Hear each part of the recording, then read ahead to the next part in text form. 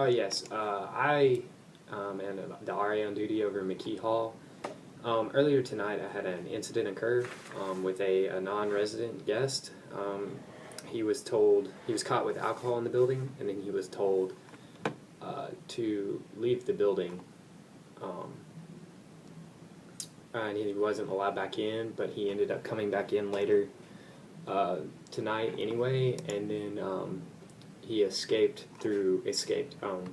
through an emergency exit door, setting off alarm just a few minutes ago, and I followed him over into the residence hall across the street and asked the IA where he went, and she said that he lives here in the building, lived in that building, and that his name was that his name was Lewis Johnson, and she told me that was wrong, and his name is actually Matthew Anderson. Yes, he showed me an ID stating he was 22, a Florida driver's license, with the name Lewis Johnson. Yes. And it turns out his name is actually Matthew Anderson. No, I'm not aware of where he is right now.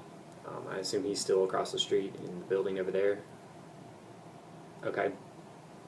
Okay, I'll be in the lobby waiting. All right, thank you. Bye. Hey, Andrew.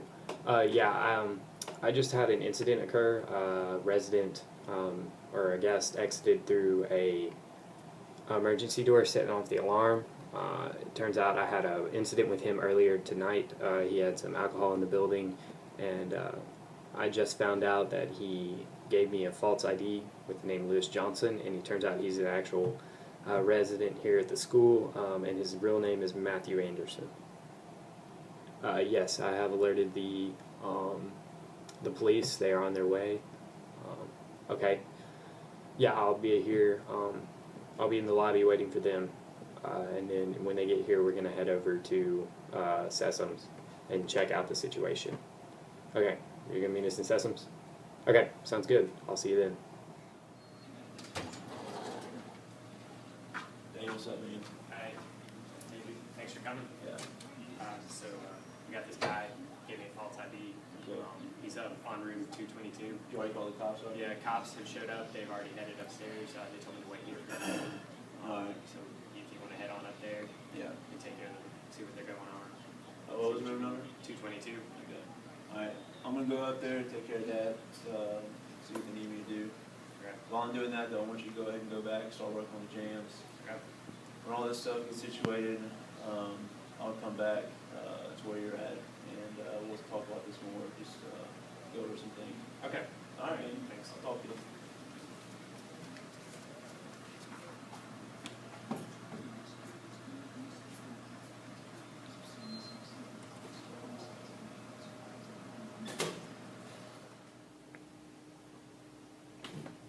Oh, man. Hey, What's going on, Dan?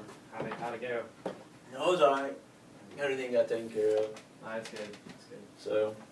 So just because everything was kind of hectic earlier, just kind of tell me, like what exactly happened to make this go on.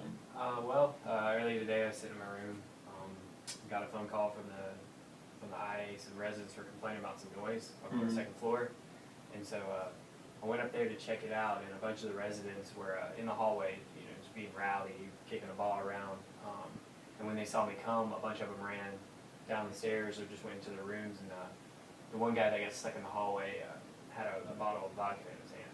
So, of course, that's a problem right there. So I asked him for his ID. He gave me a driver's license in Florida, so I assumed he wasn't a student here. It said he was 22. Regardless, it's a dry hall. So I took the alcohol, poured it out, threw the bottle away, and escorted him out of the building. Told him he couldn't come back in. Turns out he came back in later on that night. He went and listened to IA, so she called me. I went and tried to look through for him in the building. I got some other RAs, and we went door to door throughout the entire building looking for him and couldn't find him. I ended up getting a call while looking that one of the door alarms went off. He had gone through the emergency exit, and so I the only way he could have gone was to another hall, and so I went across the street. The IA there said that he lives there and he's a resident, and then that's where I called the cops, called y'all, got them involved because it was a fake ID. Yeah. Okay. Yeah, well, you know, you handled it good. The only thing I would say that next time, as soon as you see the alcohol, just go ahead and call the cops. Other than that, I thought you did a good job. So it's all taken care of now. Okay. But this thing, it happens sometimes, but we need to figure out a way where this won't happen again here. Yeah. And I was wondering what you think we might be able to do. I mean, one of the best things we can do right now is just have maybe a program, you know, like alcohol awareness, like rules, housing policy. I mean, he wasn't checked in. He wasn't checked into the building, so that was a problem right there. Didn't have the alcohol in the building.